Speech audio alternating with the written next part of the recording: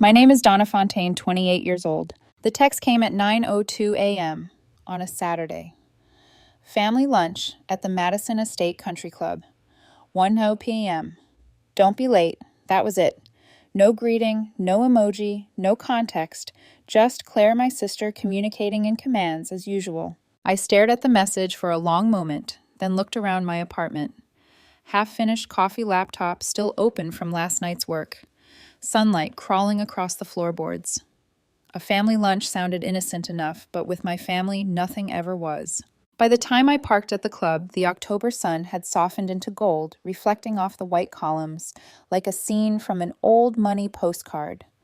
The Madison Estate Country Club looked exactly the same as it had when my father used to bring us here, all manicured lawns and invisible boundaries. Only back then, I'd felt proud walking beside him. Now, walking alone in my sneakers and jeans, I just felt watched. As I approached the grand entrance, I felt my phone buzz again. A different notification this time. David M. All set for review at 3 p.m.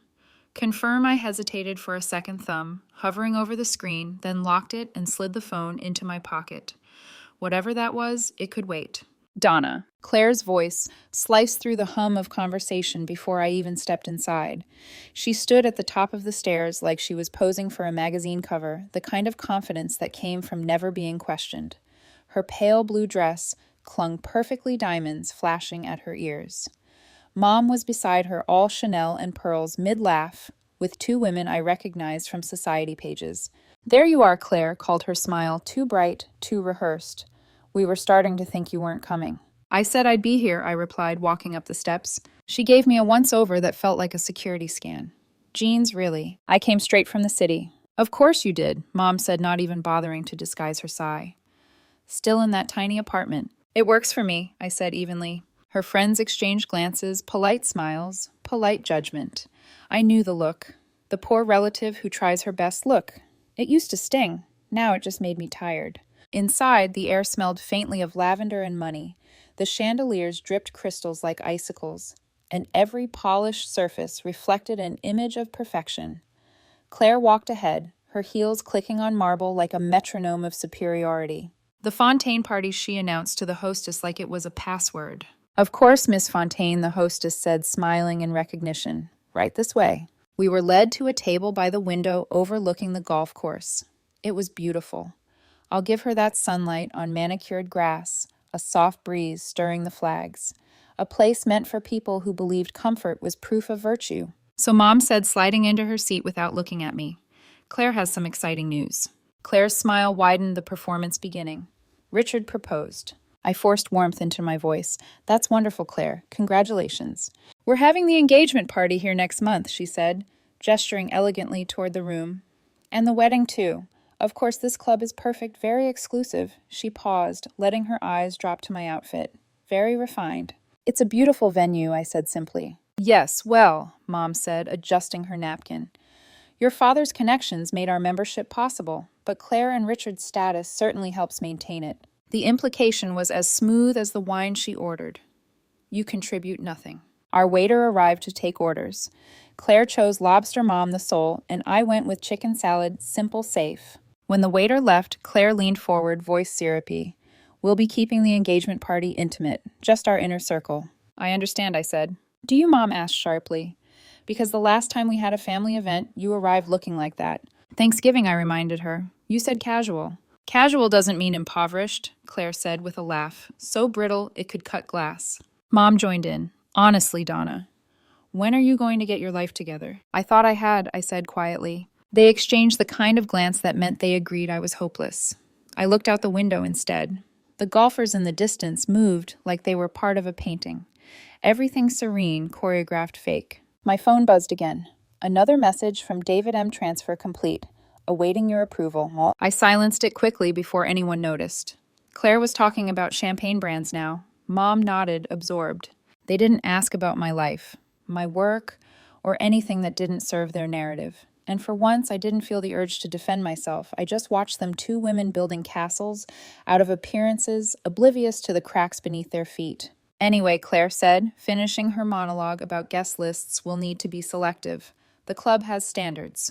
Mom smiled approvingly. We can't just invite anyone. I'm sure I murmured, my tone unreadable. It was the same dance, the same script. Claire's perfection, Mom's pride, my quiet existence orbiting somewhere beneath them. Except this time they didn't know the script had already changed. The waiter returned with our drinks, champagne for them, sparkling water for me. Claire lifted her glass like she was christening a yacht. To new beginnings, she declared. Mom's eyes shimmered with pride. To the perfect match. Neither looked at me. I raised my glass anyway, invisible as ever. The conversation slid seamlessly into wedding logistics. Claire was in her element, describing table linens and florists as if she were orchestrating a royal coronation. I let the rhythm of their voices wash over me. I'd learned long ago that silence was my only protection here. Mom interrupted to inspect the wine label. Claire, darling, order another bottle of this for the engagement party. It's subtle but elegant, not too sweet. Perfect, Claire said, making a note in her phone. I'll tell Richard's assistant to arrange it. I took a bite of my salad. The chicken was dry. The irony wasn't. So, Donna, Mom said suddenly, turning toward me like an afterthought. Are you still working at that computer place? I smiled faintly. Yes, still there. What is it you do again, Data? Something. Data analytics, I said. Oh, that, she said dismissively, waving a manicured hand. I don't really understand it. You look at numbers all day, yes. It's a bit more complex than that. Well, as long as it makes you happy, she said in a tone that meant the opposite. Though I do hope it pays enough to move you out of that little apartment. Claire laughed softly. Honestly, Evie, it's time to grow up. You're nearly 30. 28, I corrected. Exactly, Claire said brightly. When I was 28, I already had a fiancé, a mortgage, and a 5-year plan. Good for you, I said calmly. Mom took another sip of champagne. You could take a page from her book. Find someone respectable, a good family. Maybe then you'd understand the importance of appearances. My phone buzzed again on the table. David M. documents signed. Ownership transfer confirmed. A sharp flicker of adrenaline surged through me, but I quickly turned the phone face down. Claire's gaze darted to it, curious. Who's that? Work. On a Saturday, she smirked. You really should learn to separate your personal life from your job. It's unhealthy. I met her eyes steady. So is judging people you don't understand. For a split second, Claire's smile faltered. Then Mom leaned in, rescuing her. Donna, we're only trying to help you. You've always been so independent. The way she said it, independent, sounded like defective. The waiter came back with our entrees. Claire's lobster glistened, Mom's sole steamed delicately. My chicken salad looked like something a diet app would recommend. Now, Claire said, cutting into her lobster about the engagement party, we're keeping it small. 60 guests. All the right people. Of course, Mom said, nodding. This club has standards after all. Which reminds me, Claire said carefully, setting down her fork. About the guest list, I wanted to talk to you, Evie. I dabbed my mouth with a napkin. Yes, we're really trying to keep it intimate, just close family, and Richard's professional circle. I looked at her for a long moment. You mean I'm not invited? Claire's eyes flickered toward Mom for support. It's not like that. Mom sighed theatrically. Donna, it's for appearances. These events are delicate. The press will be their important clients. People who might not understand me, I said softly. Claire forced a laugh. Oh, don't be dramatic. It's not personal. It feels personal, I replied. She leaned forward. It's just, you're not exactly the image we're going for. There it was, the quiet cruelty she'd been polishing for years, delivered with a smile that almost made it sound reasonable. Mom added, You don't dress appropriately, dear. You never do. Jeans at a country club lunch, sneakers. I came straight from work. It's Saturday, Claire said flatly. I put down my fork, meeting her gaze. I work when I need to. Claire tilted her head, pitying. That's not ambition, Evie. That's desperation. For a second, I nearly told them everything. The truth about what I'd built, what was about to be signed in my name, what David M. was really confirming. But then I saw their faces, the smug certainty, the unwavering hierarchy, where I was always beneath them, and I realized it wouldn't matter. They'd never listen. They'd already written my story for me. So I smiled instead. You're right, Claire. I guess I've just always done things differently. Mom exhaled, relieved to interpret that as surrender. Well, as long as you understand. Perfect, Claire said brightly, turning back to her lobster. Then we're all agreed. The waiter approached with dessert menus. Claire and Mom ordered creme brulee. I declined. Outside, the sunlight dimmed behind the clouds, casting long shadows over the golf course. Inside, laughter and crystal chimes filled the room, but every sound seemed distant, muted, like I was listening from another world. I sat back silent, my reflection ghosted in the window glass. For the first time in years, I didn't feel small. I just felt done. They thought they were excluding me from their world. They didn't realize I'd already built my own. The lunch stretched on like an endless performance. Claire and Mom took turns directing the conversation, perfectly synchronized, two conductors orchestrating a melody of self-importance. I, as usual, was the silent instrument in the corner, expected to play my part by not playing at all. Claire's voice carried it across the room. The florist says white roses symbolize new beginnings. I want everything in white and gold. Simple, elegant, timeless. Mom nodded approvingly. Yes, nothing too loud. Remember, dear, less is more. We want tasteful sophistication, not gaudy extravagance. I almost laughed. This from the woman wearing more jewelry than a boutique display. The waiter refilled my water. He hesitated for a second, eyes flicking toward me with something like recognition before moving on quickly. I caught the flicker, but said nothing. Claire continued oblivious. The guest list will be tricky. Richard wants to invite his business partners, but the club can only hold so many people. We might need to cut some names. Mom leaned closer, her voice soft but deliberate. We'll make room for the people who matter. I didn't need translation.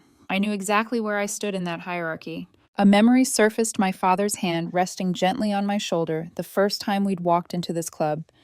I must have been 10. You don't have to fit in, sweetheart, he'd said quietly.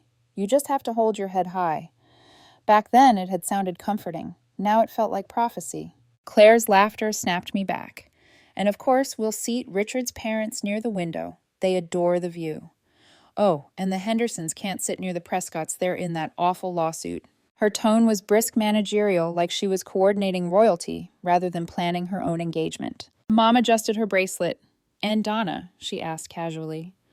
Where will she be seated? Claire looked up from her phone, the faintest shadow of discomfort crossing her face. Actually, I've been meaning to talk about that. Here it comes. With limited space and so many important guests, Claire began. I'm not sure we can accommodate everyone we'd like to invite. So I'm off the list, I said evenly. It's not about that, Claire said quickly. It's just optics. Richard's partners will be there, people from the firm. We need to make the right impression. And I make the wrong one, I finished. Claire's voice softened into that familiar faux regret tone. You're overreacting. It's not personal. It feels personal every time I said. Mom's eyes narrowed. Don't start, Donna. Claire is being practical. She has a reputation to maintain. We can't afford what I asked, my voice still calm. Being seen with your daughter. Her lips pressed into a line. Don't twist my words. No need, I said. They twist themselves. For a moment, the table fell silent, except for the faint clinking of silverware from nearby diners. I could feel eyes on us, discreet but curious. That was the thing about the Madison Estate gossip traveled faster than service. Mom cleared her throat and changed the subject with forced cheerfulness. Anyway, Claire, have you thought about the honeymoon? Claire jumped at the lifeline. Yes, Richard wants Italy. I'm leaning toward the Amalfi Coast. We'll probably do a private villa. His firm has connections there. I stirred my drink, watching bubbles rise and burst. Sounds lovely. You should come visit sometime, she said with false generosity. You'd love the view. I doubt I'd fit in, I said. Her smile didn't waver. You never do. That one hit harder than I expected. Not because it was cruel, because it was true. I didn't fit in, not here, not with them. I never had. I looked down at my reflection in the water glass, distorted, fractured by the ripples. Then I looked at them, sitting so certain in their little world of champagne and status. I wondered not for the first time how people could live their entire lives mistaking comfort for love. Mom dabbed her lips delicately. You know, dear, your father would have wanted us to be united. He worked hard to build this family's reputation. He worked hard to build us, I corrected. The reputation was your idea. Her eyes flashed with something sharp, but she quickly masked it. He'd be disappointed in your attitude. The familiar ache pressed against my ribs. Bringing up Dad was always her final weapon. I forced a smile. Maybe he'd be proud I finally stopped pretending. Claire shifted uncomfortably. Can we not do this? It's supposed to be a happy lunch. I leaned back, happy for who? Her cheeks flushed. You're impossible. No, I said softly. Just done. The silence stretched too long. Claire took another sip of champagne to fill it. Mom turned her gaze out the window. The sunlight had faded into a dull overcast. Inside, everything felt colder. My phone buzzed again under the table, one short vibration this time. David M. All confirmed. Congratulations, Miss Fontaine. I smiled faintly. The timing was poetic. As Claire began discussing flower arrangements again, I sat back and let her voice blur into background noise. For years, I'd felt like I was standing outside a glass wall, watching them live the life they thought mattered. Today, I realized I'd stopped wanting to be on their side of the glass. They didn't know it yet, but the foundation of their little world was already mine. By the time dessert plates were cleared, I'd memorized every crack in the marble floor. Claire was still talking about chandeliers, photographers' wine pairings, her voice a ribbon of noise wrapping around Mom's approving nods. I sat silently finishing the last of my water, the ice long melted. Donna, Mom said suddenly, her tone brisk. Next time we have a family lunch, do try to dress appropriately, for Claire's sake, if not your own. I looked at her, too tired to pretend offense. I'll keep that in mind. We stood. Claire checked her reflection in her phone's camera, habitually perfect, then linked arms with Mom as we headed toward the exit. Their laughter was soft-polished, entirely rehearsed. I followed a few steps behind the extra in their scene. The foyer gleamed under a chandelier so large it looked like it was built to intimidate. At the center was a marble fountain, the kind my father used to call a monument to unnecessary grandeur. For a second, I could almost hear his chuckle echoing there. Then Claire's voice shattered the memory. "Oh, there's Melissa Harrison," she said, spotting a woman in crisp tennis whites across the hall. "She's on the wedding invite list. I have to say hello." Without waiting, she rushed off heels, clicking sharply. That left me standing beside Mom, awkwardly framed by the fountain's glittering reflection. Mom sighed, lowering her voice. "Donna, you mustn't take today personally. We're not trying to be cruel. We're protecting Claire's future. You know how important Richard's family is." I stared at her. Protecting her from what, me? From embarrassment, she said simply, as if it were self-evident. Richard's connections could open doors for us all, but only if we present the right image. And I'm not the right image. She hesitated. Not currently, but that could change if you just make an effort. Better clothes, a more impressive job, maybe meet someone suitable. It's not impossible. I like my life, I said quietly. Mom gave me that pitying smile she'd perfected over the years.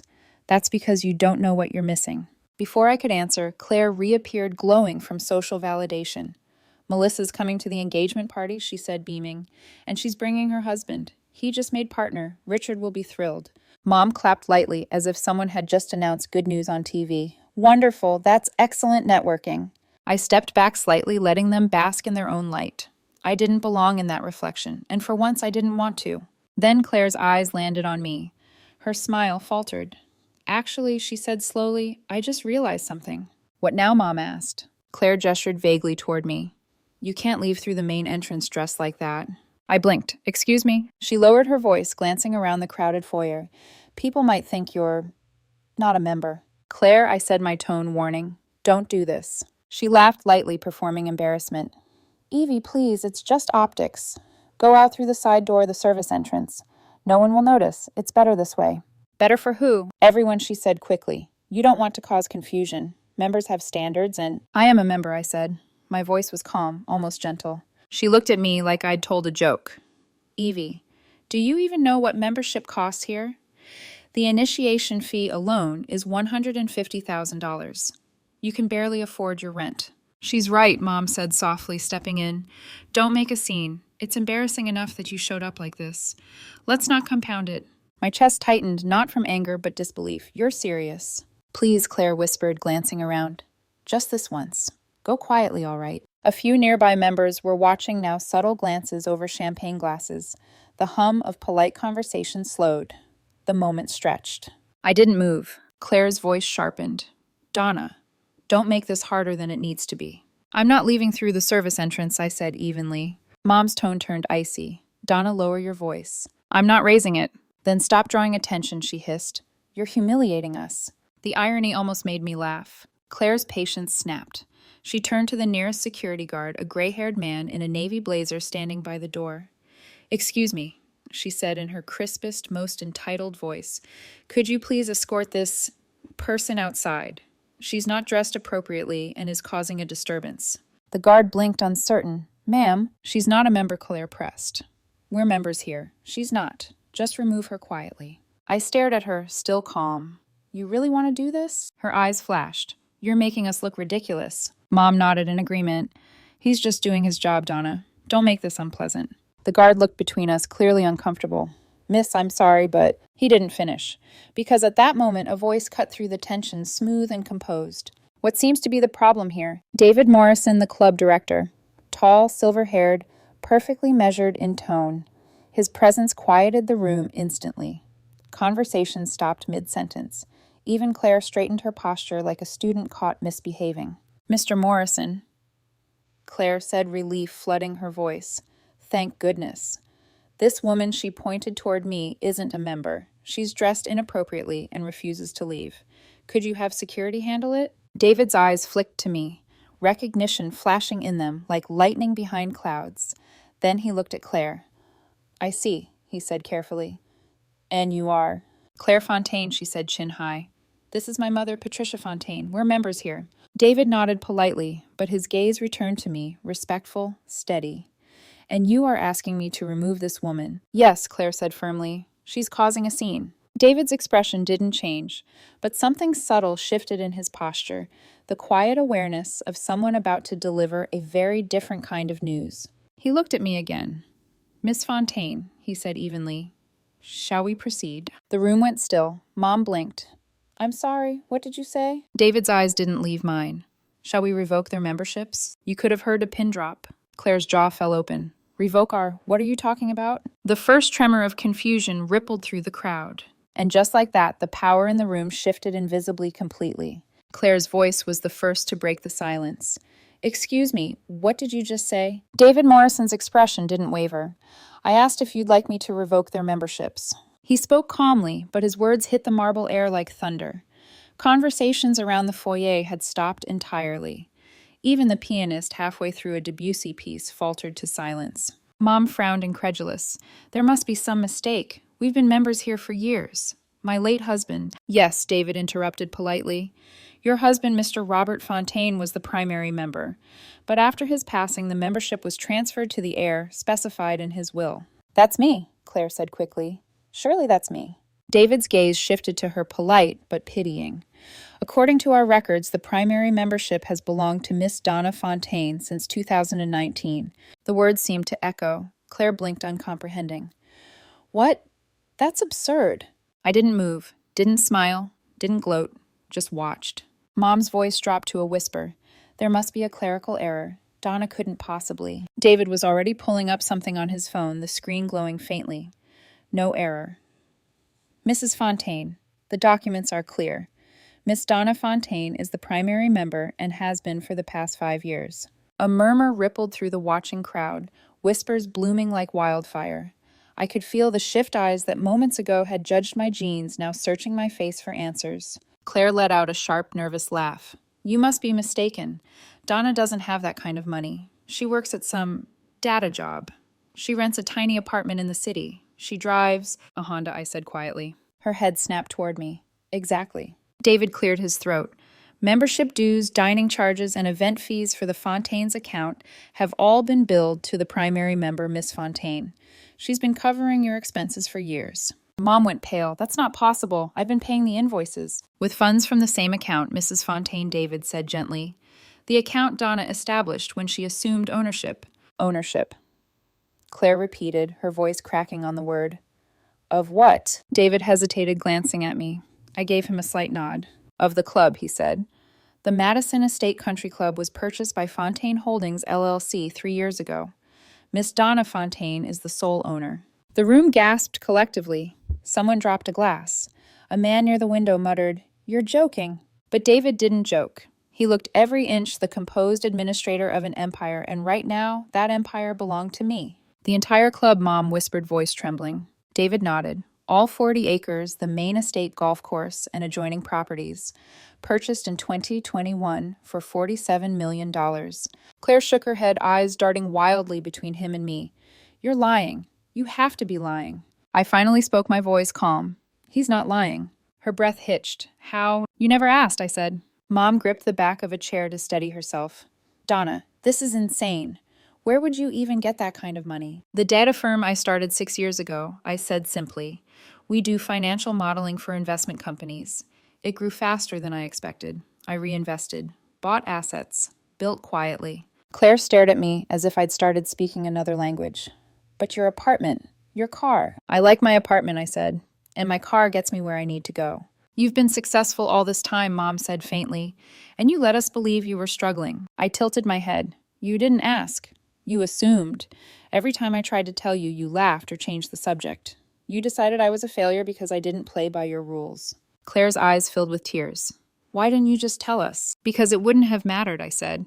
You don't listen to understand. You listen to rank, to measure, to compare. The silence that followed was heavy, merciless. The truth had weight, and it landed on them like stone. David remained professional. Miss Fontaine, shall I proceed with your instructions regarding the membership status of Mrs. Fontaine and Miss Claire? Mom's head jerked up. What instructions? David looked to me, waiting. I took a slow breath. The air felt different now, lighter somehow, though the tension still shimmered around us like heat. I could revoke everything. Ban them from this place they worshipped. Humiliate them in front of every person they'd ever tried to impress. I could, with one sentence, undo their entire facade. Instead, I said quietly, their memberships continue, for now. David nodded once. Understood. Claire blinked in disbelief. You're serious. I looked at her at both of them and saw not power, not pride, but smallness. Two people whose entire sense of self had been built on borrowed belonging. Mom swallowed hard.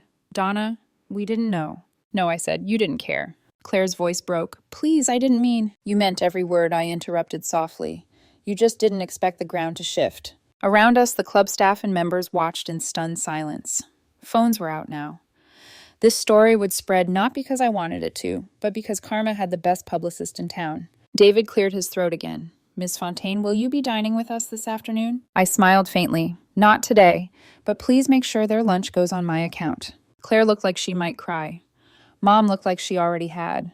As I turned to leave, my sneakers squeaked against the marble floor, the same sound that had embarrassed Claire an hour ago. Now it sounded like punctuation. At the door, I paused, glancing back just once. You wanted to teach me about appearances, I said quietly. Consider the lesson returned. Then I pushed open the glass doors and stepped into the cool afternoon light, the weight of years falling away behind me. The sunlight outside felt different, brighter, somehow sharper, as if the entire world had shifted a few degrees. Behind me, I could still hear the echo of murmured voices, the low hum of disbelief spreading through the foyer like smoke. I didn't hurry. I'd waited years for them to see me. Another few seconds wouldn't matter. Donna. Claire's heels clattered across the marble as she ran after me. Her voice, once so crisp and commanding, now trembled. Please wait. I turned slowly. Her perfect hair had come undone around her face. For the first time she looked human, small, shaken, lost. Claire, I said softly. She stopped a few feet away, breath hitching. I'm sorry. I didn't know. If I had known, I never wouldn't have what I asked. Humiliated me. Tried to have me thrown out. Tears welled in her eyes. You have every right to hate me. I don't, I said.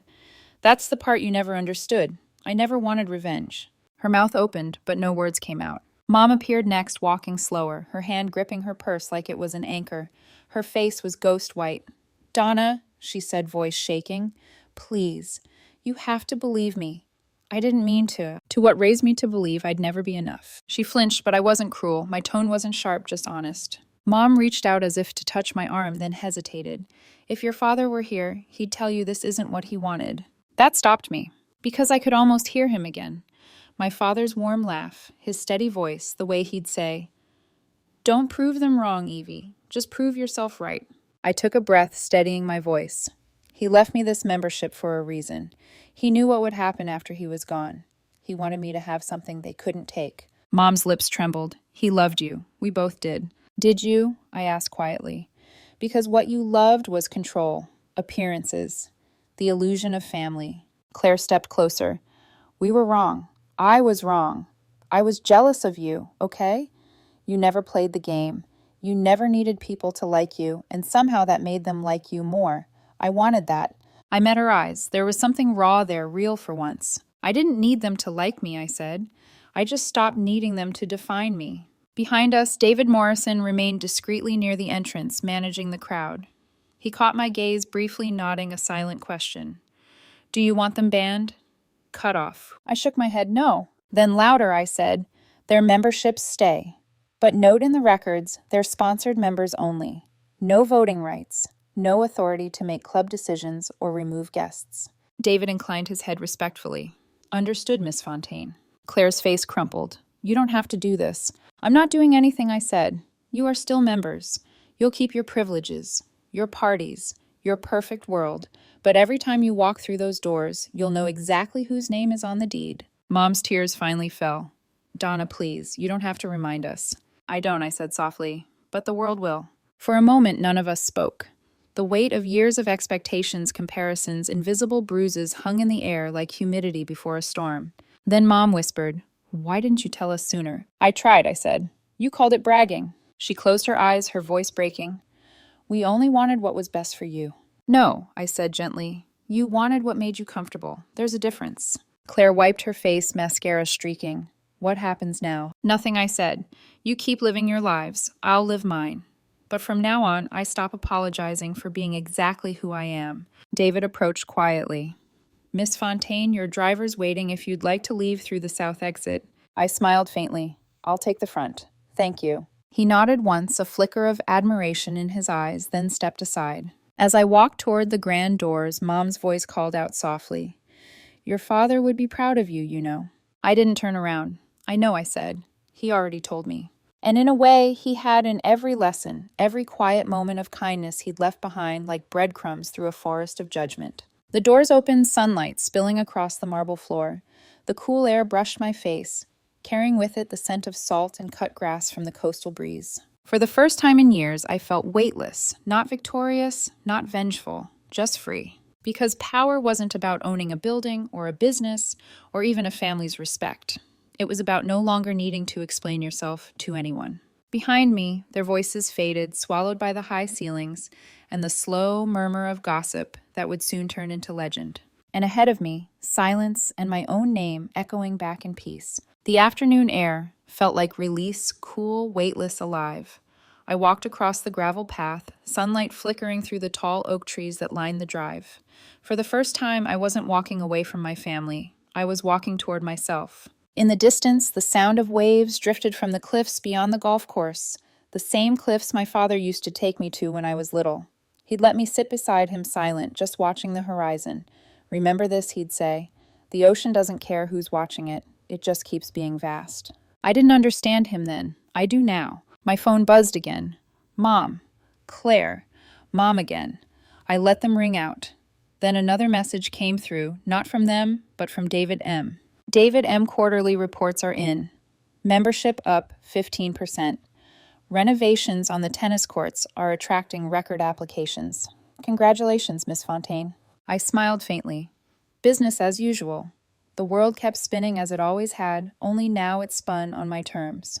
When I reached my car, the same old silver Honda Claire mocked. I paused before opening the door. Through the club's grand windows, I could still see the silhouettes of my mother and sister, standing frozen in the foyer.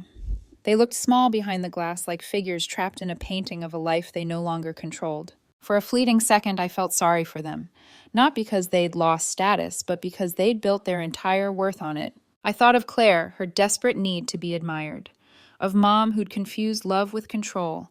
And then of my father, who'd seen through all of it, who'd quietly prepared me for this moment long before he was gone. In his will, he'd left me the club membership with a note written in his neat, familiar hand. I still remembered every word, for Donna, who never needed permission to be extraordinary. At the time, I'd tucked it away, not realizing how much it would mean later. Now it was the only approval that mattered. I started the car, the engine humming softly, unpretentious, steady, reliable. The same way I'd always been. The phone rang again. Claire this time. I almost picked up. Almost. But then I imagined her voice, soft apologies, coded in fear, not understanding.